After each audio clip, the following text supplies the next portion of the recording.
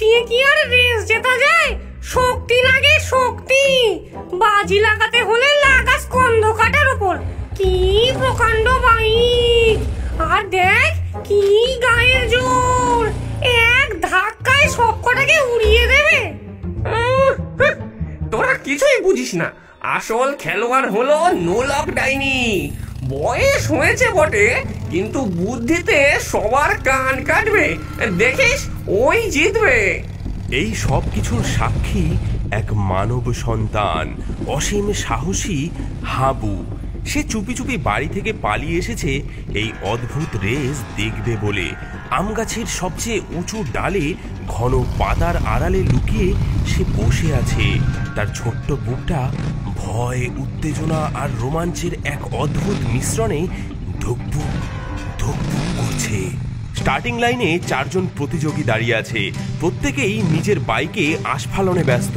সবার সামনে নোলক ডাইনি। তার ছাটা এক্সপ্রেসের ইঞ্জিন থেকে ভটর ভটর করে শব্দের সাথে ধোঁয়া বেরোচ্ছে। তার ঠিক পাশেই স্কন্ধ কাটা। তার কঙ্কাল কিংয়ের উপর বসে এমন ভাবে বুক ফোলাচ্ছে যেন সে এখনই জিতে গেছে।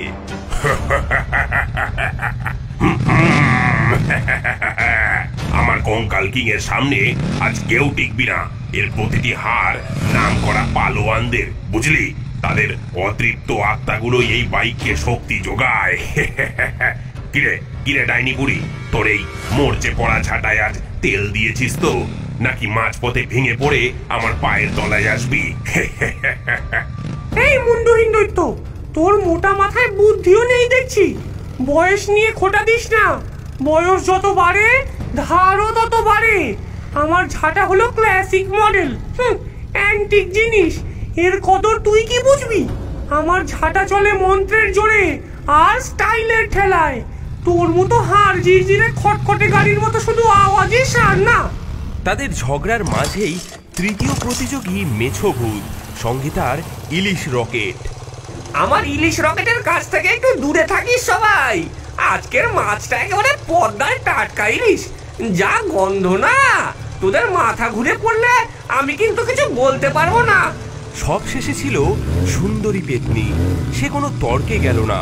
তার লতা পাতা আর শিকড় দিয়ে তৈরি ফিসফিস ফ্লাইয়ার থেকে কোনো শব্দই আসছে না। শোনো শোনো হে সাহসী ভূতের দল, শোনো এই রাতের মহাযুদ্ধের নিয়মাবলী।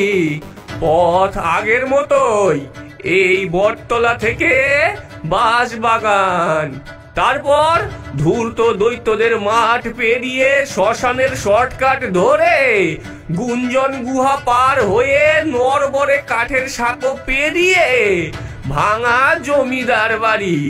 কোনো প্রতিযোগী অন্য প্রতিযোগীর গাড়ি ইচ্ছে করে ভাঙতে পারবে না, তবে বুদ্ধির প্যাচে ফেলতে কোনো বাধা নেই।